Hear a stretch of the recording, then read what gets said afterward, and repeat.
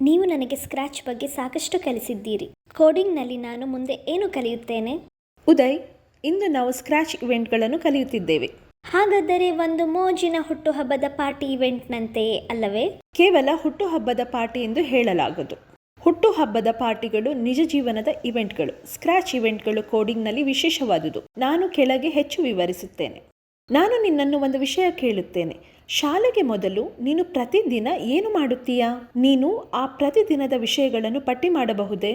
ಸರಿ, ನಾನು ಎಚ್ಚರಗೊಳ್ಳುತ್ತೇನೆ, ಹಲ್ಲುಜ್ಜುತ್ತೇನೆ, ಉಪಹಾರ ಸೇವಿಸುತ್ತೇನೆ, ಬಟ್ಟೆ ಧರಿಸುತ್ತೇನೆ ಮತ್ತು ನಂತರ ಶಾಲೆಗೆ ಹೋಗುತ್ತೇನೆ. ಹೌದು, ನೀನು ಪ್ರತಿದಿನ ಮಾಡುವ ಕೆಲಸಗಳು ಇವು. ಆದರೆ ನೀನು ಆರೋಗ್ಯದಿಂದ ಬಳಲುತ್ತಿರುವಾಗ ಅಥವಾ ರಜಾ ದಿನವಾದಾಗ ಏನು ಮಾಡುವೆ? ನಾನು ಅನಾರೋಗ್ಯದಿಂದ ಬಳಲುತ್ತಿದ್ದರೆ ನಾನು ವಿಶ್ರಾಂತಿ ಪಡೆಯುತ್ತೇನೆ ಅಥವಾ ವೈದ್ಯರನ್ನು ಭೇಟಿ ಮಾಡುತ್ತೇನೆ. ರಜಾ ದಿನಗಳಲ್ಲಿ ನಾನು ಟಿವಿ ನೋಡುತ್ತೇನೆ ಅಥವಾ ನನ್ನ ಸ್ನೇಹಿತರೊಂದಿಗೆ ಆಟ ಆಡುತ್ತೇನೆ. ಅದು ಸರಿ. ಅನಾರೋಗ್ಯಕ್ಕೆ ಒಳಗಾಗುವಂತಹ ಅನಿರೀಕ್ಷಿತ ಏನಾದರೂ ಸಂಭವಿಸಿದಾಗ ನಿನ್ನ ಸಾಮಾನ್ಯ ದಿನಚರಿ ಬದಲಾಗುತ್ತದೆ. ಇದು ನಿನ್ನ ದಿನದಲ್ಲಿ ಸ್ವಲ್ಪ ಹೊಸದಾಗಿರುತ್ತದೆ. ಹಾಗಾದರೆ ಅನಾರೋಗ್ಯಕ್ಕೆ ಒಳಗಾಗುವುದು ಅಥವಾ ವೈದ್ಯರ ಬಳಿಗೆ ಹೋಗುವುದು ಒಂದು ಹೊಸ ಇವೆಂಟ್ ಇದ್ದ ಹಾಗೆ. ಸರಿಯಾದ ಪ್ರಶ್ನೆ. ಇವೆಂಟ್ಗಳು 2 ಭಾಗಗಳನ್ನು ಹೊಂದಿದೆ. ಇವೆಂಟ್ಗೆ ಟ್ರಿಗರ್ಸ್, ಇವೆಂಟ್ ಅನ್ನು ಪ್ರಾರಂಭಿಸುವ ವಿಷಯ, ಅನಾರೋಗ್ಯಕ್ಕೆ ಒಳಗಾಗುವುದು. 2.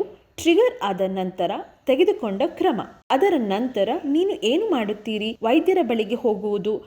ಆದ್ದರಿಂದ ಅನಾರೋಗ್ಯಕ್ಕೆ ಒಳಗಾಗುವುದು ಇವೆಂಟ್ ಪ್ರಚೋದಕವಾಗಿದೆ ಮತ್ತು ವೈದ್ಯರ ಬಳಿಗೆ ಹೋಗುವುದು ಆದ ಕಾರಣದಿಂದ ಮಾಡುವುದು. ಇದು ತುಂಬಾ ಸರಳವಾಗಿದೆ ಅಲ್ಲವೇ?